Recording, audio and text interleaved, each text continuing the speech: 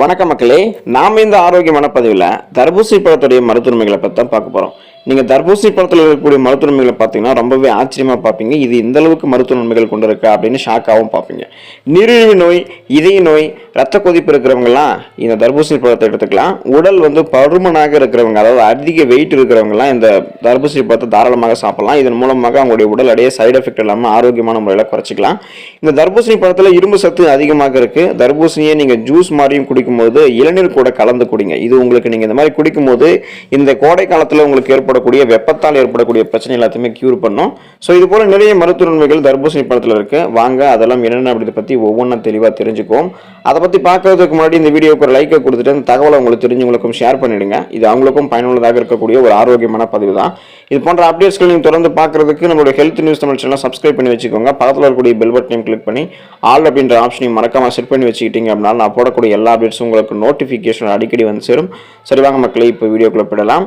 உங்களுக்கு இருக்கக்கூடிய நோய் எதிர்ப்பு சக்தியை அதிகரிக்கக்கூடிய தன்மை விட்டமின் சி சொல்லக்கூடிய உயிர் சத்து நிறைஞ்சிருக்கக்கூடிய தர்பூசணி பழத்துக்கு இருக்கு. ஸோ தர்பூசணி இருக்கக்கூடிய இந்த விட்டமின் சி சத்து அதிக அளவில் இருக்கு. இது உங்களுடைய நோய் எதிர்ப்பு சக்தியை பலப்படுத்துது. தர்பூசணி இருக்கக்கூடிய விட்டமின் ஏ மற்றும் பீட்டா கரோட்டின் சத்து உங்களுடைய சருமத்தை ஆரோக்கியமாக வச்சு முடி வளர்ச்சிக்கெல்லாம் உதவிகரமாக இருக்கும். மேலும் உடல்ல ஏதாவது எரிச்சல் ஏற்பட்டுச்சு அப்படின்னா நீங்க தர்பூசணி சாப்பிடும்போது அதை கியூர் பண்ணிக்கலாம்.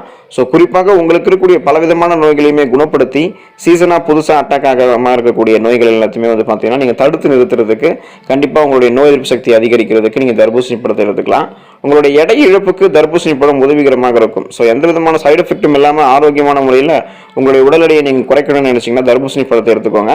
சிலர் தர்பூசணி பார்த்தீங்கன்னா இனிப்பு அப்படின்றதால அதில் அதிக சர்க்கரை இருக்கு அப்படின்னு நினச்சிக்குவாங்க. ஆனால் அது தப்பு. 100 கிராம் தர்பூசணியில் 6.2 கிராம் தான் சர்க்கரை மட்டுமே இருக்கும். ஸோ அதுதான் ஆராய்ச்சியில் சொல்கிறாங்க. எனவே நீங்கள் இது குறைந்த கலோரி கொண்டது, அதிக நீர் சத்து கொண்டது. ஸோ இது உங்களுடைய எடையை அதிகரிக்காது. மாறாக உங்களுடைய உடல் எடையை சைடு எஃபெக்ட் இல்லாமல் குறைக்கிறதுக்கு தான் உதவிகரமாக இருக்கும். ஸோ இந்த நீர் சத்து நிறைஞ்சிருக்கக்கூடிய தர்பூசணி பழத்தை நீங்கள் ஜூஸ் ஆகவும் அப்படியும் எடுத்துக்கொள்ளும் போது நீங்கள் அதிகமான கலோரிகள் இருக்கக்கூடிய உணவுகளை சாப்பிட்டு உங்களுடைய உடல் எடையை வெயிட் போட்டுக்க மாட்டீங்க. ஸோ அதுவே உங்களுக்கு முக்கிய காரணமாக உடல் எடை இழப்புக்கு தர்பூசணி பழம் உதவிகரமாக இருக்கும். இதய ஆரோக்கியத்திற்கு நன்மை பயக்கும் தர்பூசணி பழம். தர்பூசணி பழம் பல சத்துக்கள் கொண்ட ஒரு பழம். ஸோ இது இதயத்தினுடைய ஆரோக்கியத்தை பராமரிக்குது. தர்பூசணி பழத்தில் இருக்கக்கூடிய லைகோபின் உங்களுக்கு பார்த்தீங்கன்னா இதயத்தை ஆரோக்கியமாக வைத்திருக்கிறதாக ஆய்வுகளில் குறிப்பிடுறாங்க. ஸோ இது என்ன பண்ண முடியும்னா உங்களுடைய கொழுப்பை குறைச்சி பிபி இருக்கு பார்த்தீங்களா, பிளட் ப்ரெஷர், அந்த ரத்த அழுத்தத்தை கட்டுப்படுத்தும். ஸோ அந்த ஆற்றல் தான் இந்த தர்பூசணி இருக்கக்கூடிய லைகோபின்ல இருக்கு. அமினோ அமிலம் இந்த தர்பூசணியில் இருக்கு பார்த்தீங்களா. ஸோ இந்த அமினோ அமிலம், சிட்ருலின், நைட்ரிக் ஆக்சைடு தர்பூசணிலாம் இருக்கு. இது ரத்தத்தில் சர்க்கரையினுடைய திடீர் அதிகரிப்பு உங்களுக்கு அதிகரிக்காது. ஸோ அதை தடுத்துரும். ஸோ அதன் மூலமாக உங்களுக்கு இந்த பிபி சுகர் எல்லாம் அதிகமாகி இதயம் ஆரோக்கியம் இல்லாமல் போறது, அந்த மாதிரி பிரச்சனையெல்லாம் நீங்கள் கியூர் பண்ணிக்கணும்னா தர்பூசணி பழத்தை எடுத்துக்கோங்க. இதயத்தை ஆரோக்கியமாக வச்சுக்கலாம். உங்களுடைய பற்கள் வலுவடையும் நீங்கள் தர்பூசணி பழத்தை எடுத்துக்கும் பொழுது. விட்டமின் சி சொல்லக்கூடிய உயிர் சத்து தர்பூசணியில் இருக்கு. இது உங்களுடைய ஈறுகளை ஆரோக்கியமாக வைத்திருக்கும். மேலும் இது பிளேக் கட்டமைப்பு மெதுவாக்க உங்களுக்கு உதவிகரமாக இருக்கும். ஸோ அது போல தர்பூசணி நீங்கள் சாப்பிடும்போது ஈறுகள் உங்களுக்கு வலுவடைய ஆரம்பிக்கும். அதோட இது பற்களையும் உங்களுக்கு வெண்மையாக்குது மற்றும் உதடுகள் வெடிப்பதெல்லாம் தடுக்குது. ஸோ உங்களுக்கு ஏற்படக்கூடிய மலச்சிக்கல் சொல்லக்கூடிய ஒரு மிகப்பெரிய ப்ராப்ளத்தை கியூர் பண்ணி செரிமான மண்டலத்தை ஆரோக்கியமாக வச்சுக்கிறதுக்கு நீங்கள் தர்பூசணி பழத்தை எடுத்துக்கலாம்.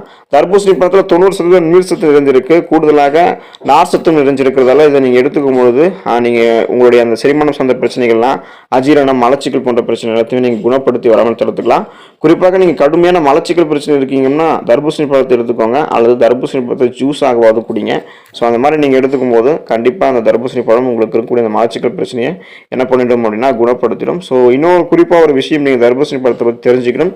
தர்பூசணி பார்த்தீங்கன்னா நீங்கள் எப்போது சாப்பிடணும் அப்படின்னா நீங்கள் காலை உணவுக்கும் மதிய உணவுக்கும் இடையில தர்பூசணி தவிர்த்தணும். ஸோ அந்த மாதிரி டைமில் எடுத்துக்கூடாது. நீங்கள் சாயங்காலம் டைமில் மாலையில் நீங்கள் தர்பூசணி சாப்பிடலாம். இரவில் நீங்கள் தர்பூசணி சாப்பிட்றத கூடுமான வரைக்கும் முடிஞ்ச வரைக்கும் நீங்கள் தவிர்த்துக்கோங்க. ஸோ இந்த மாதிரி நீங்கள் முறைகளை தர்பூசணி சாப்பிட்டீங்க அப்படின்னா உங்களுக்கு நிறைய மருத்துவ நன்மைகள் கிடைக்கும். ஆரோக்கியமான மருத்துவ நன்மைகளை பெற்று நலமோடு வாழுங்க. அடுத்த ஆரோக்கியமான பதிவில் மறக்காமல் சந்திப்போம். நன்றி மக்களே.